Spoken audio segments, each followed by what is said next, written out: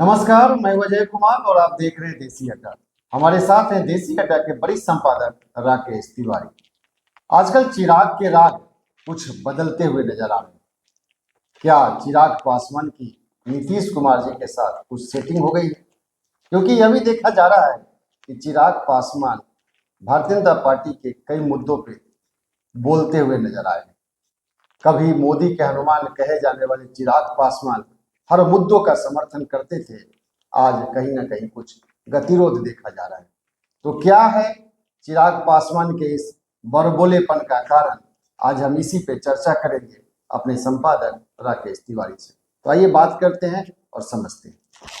राकेश जी नमस्कार।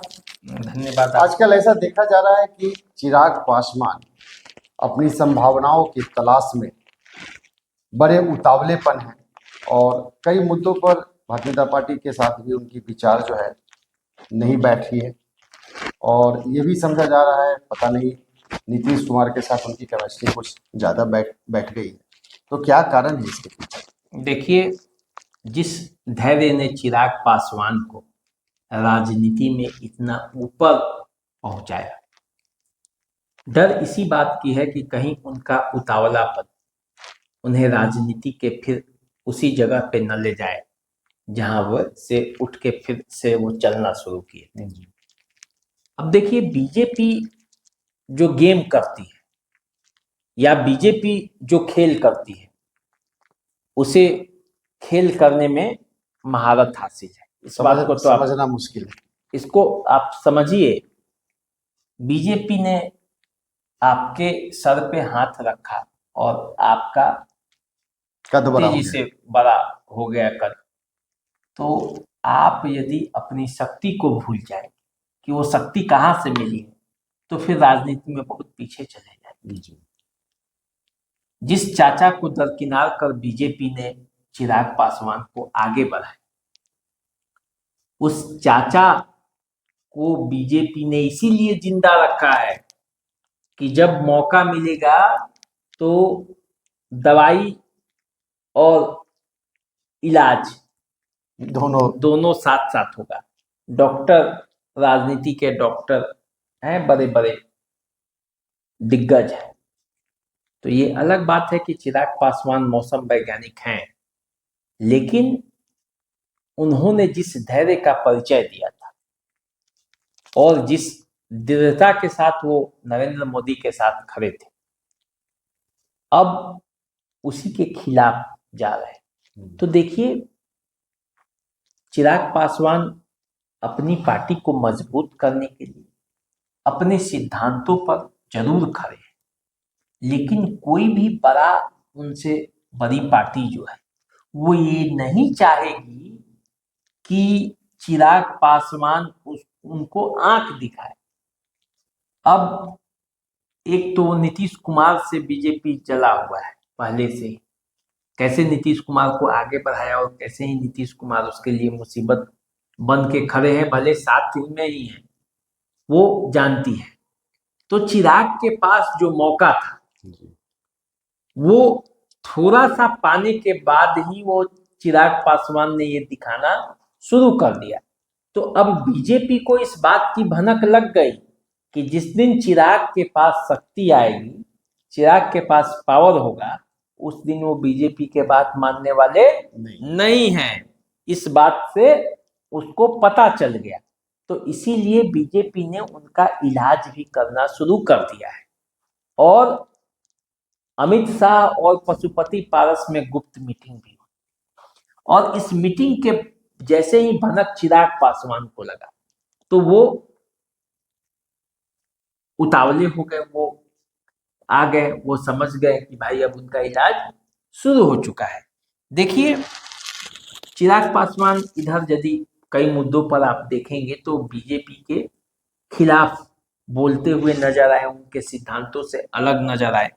जैसे supreme court ने ये आदेश दिया था कि कोटे के अंदर कोटा, यानी कि जो दलित वर्ग है, जो एसटी वर्ग है, उसके अंदर जो जिनको अभी तक लाभ नहीं मिला है उसको लाभ दिया जाए। क्रीमी लेयर पर भी बातचीत की जाए। बीजेपी अभी इस मामले पर क्या राय लेती नहीं लेती, उसका अपना स्टैंड क्या होता, तब तक चिराग पासवान इस पर फूट पड़े और उन्होंने ऐलान तक कर दिया कि नहीं, वो मानेंगे नहीं, ये होगा। नीतीश कुमार चाहते थे इस मामले में कि कोटे के अंदर कोटा होना चाहिए, जीतन राम मांझी चाहते थे, क्योंकि नीतीश कुमार ही वो शख्स है जिन्होंने दलितों में महादलित का कंसेप्ट बिहार में दिया और उसका लाभ भी महादलित समुदाय को हुआ। तो जिनको लाभ नहीं मिला है उनको लाभ मिल जाए, इससे उसी वर्ग के नौ धनाढ्यों में दिक्कत है। और इसी मुद्दे पर वो तेजस्वी यादव के स्टैंड के साथ खड़े थे, वो दूसरे पार्टियों के स्टैंड के साथ खड़े दिखे। अंततः बीजेपी ने इस बात को समझ गया और बीजेपी ने ये इस बात पर फैसला कर लिया कि भाई इसे वापस लिया जाएगा। इसके लिए जजों की डायरेक्ट भर्ती में भी चिराग पासवान का समर्थन नहीं था। इसके अलावे जो है यूपीएससी में लेटरल एंट्री द्वारा भर्ती की प्रक्रिया में लोक जनशक्ति पार्टी की जो राय थी वो बीजेपी से एकदम बिल्कुल अलग थी। इस मुद्दे पर भी चिराग पासवान नरेंद्र मोदी के साथ खड़े नहीं रहे। जातीय जनगणना के मामले पर भी बीजेपी की राय से अलग लोक जनशक्ति पार्टी की राय है। नीतीश कुमार और चंद्रबाबू नायडू, ये दो बड़े नेता हैं, वो इस मुद्दे पर नहीं बोल पा रहे हैं। जबकि नीतीश कुमार ने जातीय सर्वे कराकर सब किए, लेकिन अभी वो बोलने में चुप्पी साधे हैं क्योंकि वो केंद्र सरकार के साथ है। बिल्कुल। और चिराग पासवान उस पर बोल रहे हैं। तो अब इसे क्या कहा जाए? ऐसा तो नहीं कि राकेश जी की नीतीश कुमार से जो नजदीकियां बढ़ रही है चिराग पासवान की, और इशारा किसी और का हो और बातें कोई और कर रहा है। तो देखिए, चिराग पासवान जो है वो इधर नीतीश कुमार से वो लगातार संपर्क में रहे हैं, मिल रहे हैं। एक बीजेपी के सहयोगी होने के नाते उनका फिर नीतीश कुमार से संपर्क बढ़ा। नहीं तो याद कीजिए 2020 का चुनाव नीतीश कुमार को 43 सीटों पर पहुंचाने वाले चिराग पासवान ही थे। नीतीश कुमार भी चिराग पासवान को फुटिया को देखना नहीं चाहते थे। पार्टी जो टूटी चिराग पासवान की, उसमें भी ऐसा कहा जाता है कि नीतीश कुमार का ही हाथ था। चिराग पासवान ही इस बात को कई बार कह चुके हैं, ये मैं नहीं कह रहा।